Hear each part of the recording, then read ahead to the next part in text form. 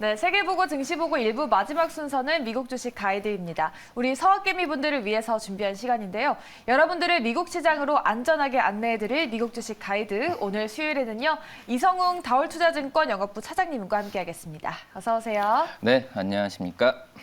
네, 미국 시장이 또 황금 종목들이 많은 땅이잖아요. 앞으로 좋은 종목 많이 부탁드립니다. 네, 감사합니다. 네, 그럼 오늘의 미주 가이드 문을 열어줄 종목 어떤 건지 수요일 종목 바로 공개해 보겠습니다. 네, 오늘의 종목은 크록스 되겠습니다. 떨어질 이유가 없다 말씀해 주셨는데 크록스 많이 신으시나 봐요. 네, 많이 있으시죠? 집에는 다 있으실 거라고. 크록스 이 어떤 고무 재질의 신발이잖아요. 맞아요. 네, 다 하나씩은 집에 있지 않을까라고 판단되고 있는데 네.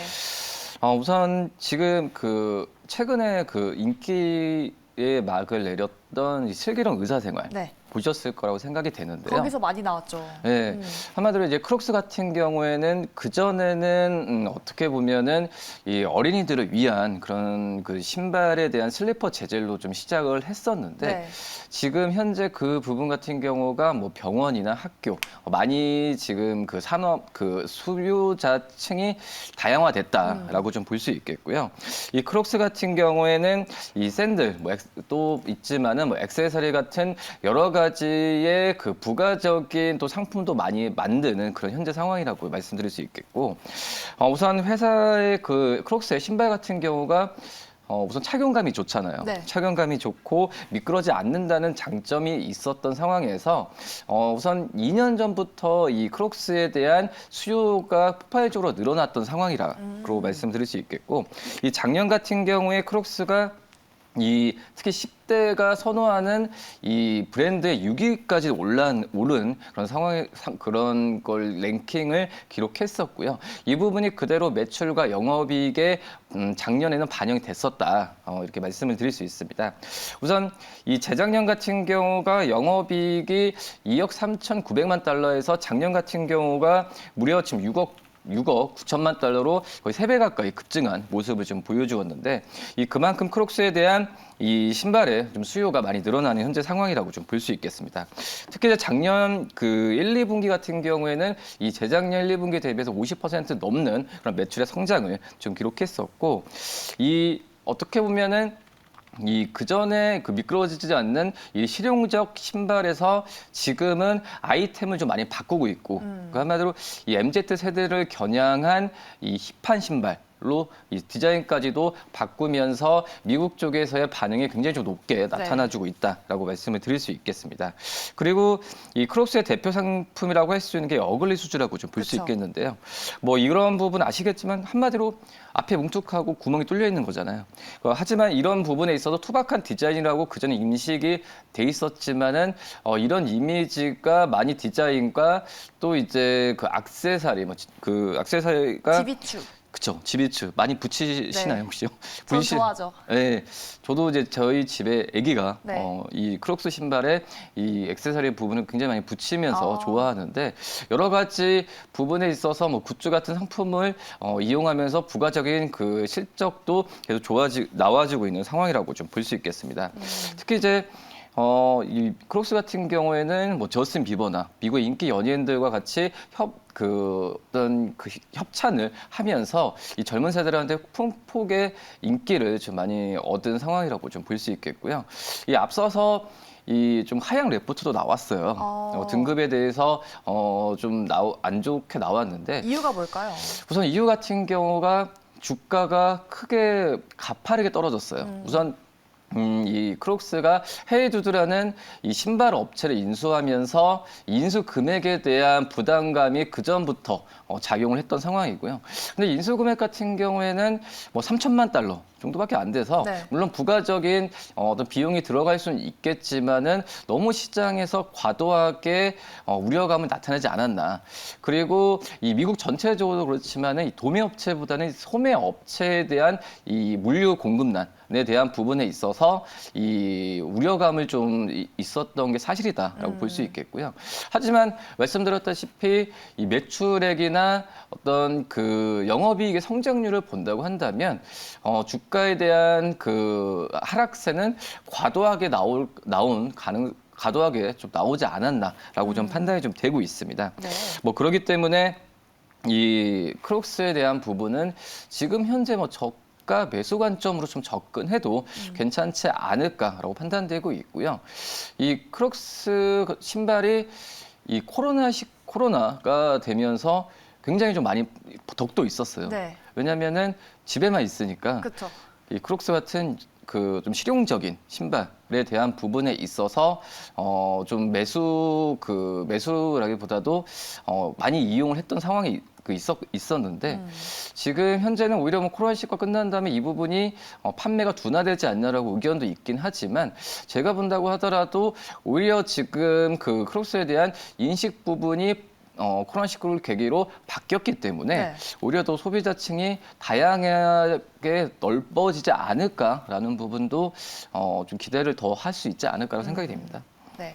이렇게 크록스가 10대 선호 브랜드 6위다라고 하셨는데 1위부터 5위까지가 궁금하네요. 지금 현재 1위로 본다고 한다면 역시 나이키, 이태 나이키고요. 네. 그 다음에 이제 두 번째가 이제 반스. 어. 그리고 세 번째가 이제 아디다스 순위라고 좀 네. 볼 수 있겠는데, 근데 이 말씀드렸던 업체들 같은 경우가 어떻게 보면은 이 온라인으로 쉽게 구매할 수 있는 상품이 아니에요. 왜요? 직접 가서 디자인이나 이런 걸 봐야 고가 상품이니까. 근데 이제 크록스 같은 경우는 어떤 그 디자인보다도 실용성에 더 무게를 둔 그런 신발이라고 볼 수 있어서 네. 우선 디지털 마케팅, 그러니까 온라인으로 구입하는 그런 비중이 다른 신발 업체들보다도 크게 늘어났거든요. 작년만 본다고 하더라도 판매 부분의 거의 절반 가까이가 온라인으로 구매한 부분이고, 앞서서 말씀드렸던 이 고가 신발 브랜드 같은 경우는 직접 가서 구매하려는 성향이 많거든요. 네. 그렇기 때문에 오히려 이 크록스에 뭐 장점이 있지 않을까라고 좀 생각이 됩니다. 이 1위부터 5위 업체들보다 크록스를 봐야 하는 이유가 어쨌든 온라인 쪽에서 성장세가 나오고 있다라는 말씀이신 거죠.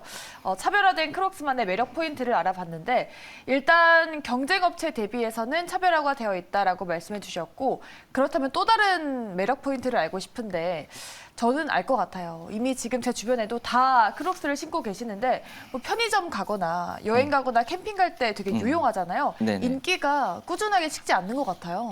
그쵸. 어떻게 보면은 저는 이제 대중화된 그런 신발이라고 생각이 되고 네. 있어요. 이제 어떻게 보면은 이 MZ 세대가 전체 소비에서 차지하는 비중, 그러니까 MZ 세대라고 한다면 2030이라고 볼 수 있겠는데 거의 이제 55%까지 달했던 상황이지만 지금 현재 부분 같은 경우에는 이 MZ 세대뿐만 아니라 나이가 많으신 분들 같은 경우는 크록스의 어떤 실용성에 대한 부분에 있어서 평가가 좋다라고 좀 볼 수 있겠고 또 이제 ESG라고 해서 환경이나 사회에 대한 어떤 그런 공헌 기업에 대한 이미지가 굉장히 좀 강하거든요.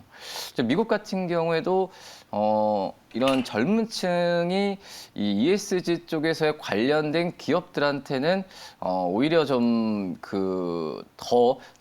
소비나 이런 부분을 더 긍정적으로 좀 바라보는 시각이 더 많기 때문에 이 크록스에 대한 관심을 좀 계속 갖고 있다라고 판단되고 있고요. 지금 이 크록스 같은 경우에는 오히려 좀 환경오염을 줄이겠다고 바이오 소재까지도 공개를 한 상황이기 때문에 이런 그 젊은 층에 맞는 어떤 기호에 좀 딱 맞는 어떤 사업에 대한 공헌을 하지 않을까라고 좀 생각이 되고 있고 그리고 이제 이 크록스 같은 경우가 아까 다른 업체들과 차별화된 점이 뭐 브랜드나 여러 가지도 있겠지만 어떤 고무잖아요. 네. 그렇기 때문에 이 원재료가 굉장히 단순하거든요. 그렇기 때문에 다른 신발 업체들 대비해서는 이 원자재 가격에 대한 어떤 여러 가지 부가적인 어떤 리스크 부분, 원재가 상승도 있겠고 또 이제 이 신발 기업들이 공장이 대부분의 동남아 쪽에 많이 있잖아요. 네. 근데 이 복잡하기 때문에 다른 운동화들 같은 경우는 원자재도 여러 가지 종류가 있고 원재료도 여러 가지 종류가 있고 라인도 굉장히 다양하기 때문에 어떤 공장 이전이나 이런 부분이 쉽지가 않은데 이 크록스 같은 경우에는 이 디자인이나 이 부분이 좀 단순하기 때문에 이런 공장 이전이나 이런 부분도 굉장히 쉽다. 그렇기 때문에 한마디로 생산하는 데 있어서 여러 가지 부가적인 그런 군더더기가 없는 상황이라고 좀 말씀드릴 수 있겠고요. 그렇기 때문에 이 크록스의 좀 그 생산 부분은 당분간 차질에 대한 우려감은 없지 않나라고 좀 생각이 좀 되고 있습니다. 네. 뭐 그렇기 때문에 지금 현재 뭐 미국이 가장 어떤 60% 이상의 판매 부분이 있지만 중국을 중심으로 한 이 신흥 아시아 쪽에서의 비중이 점점 더 판매 부분이 높아지고 있고 우리나라도 마찬가지잖아요. 그쵸. 많이 구입하잖아요. 그렇기 때문에 해외 쪽에서 매출 부분도 그래도 좋아질 가능성이 굉장히 좀 크지 않을까라고 좀 생각이 됩니다. 네. 그리고 지금 크록스가 기록적인 매출 성장이 예상이 되고 있는데 되려 주가는 좀 많이 빠졌잖아요. 네. 지금은 75달러까지 내려온 상태인데 앞서서 월가이픽에서 목표 주가 80달러를 제시했다라는 말이 있었는데 조금 목표치가 낮은 감이 있는데 좀 어떻게 보시나요? 이제 그 부분이 주가에 이미 반영이 되지 않았나라고 생각이 악재가 돼요. 반영이 됐다. 네, 그래서 제가 오늘 말씀을 드리는 상황이고요. 네. 심지어 올해 연간 EPS로 봤을 때도 이 신발업체 대비해서 PER이 이 크록스가 한 17배. 지금 나이키가 뭐 47배, 아디다스가 28배이기 때문에 네. 굉장히 싸졌잖아요. 네. 싸진 부분이고 매수 관점으로 접근해도 괜찮지 않을까. 다만 이제 어떤 단기적인 트레이딩 관점보다도 중장기적인 관점으로 접근을 해야 되는 게 맞다라고 생각이 되고 있고 앞서서 말씀드렸지만은 이 오프라인 중심보다는 이 디자인에 대한 디지털 판매에 대한 중심으로 많이 바뀌어주고 있기 때문에 이 안정적인 어떤 그 유통망 그리고 수요처가 계속 크록스의 또 장점으로 갈 가능성이 판단되고 있습니다. 제가 만약에 오늘 뭐 나이키나 뭐 아디다스 뭐 이런 종목들을 갖고 왔으면은 네. 왜냐면 머리가 좀 복잡했을 거예요. 왜요?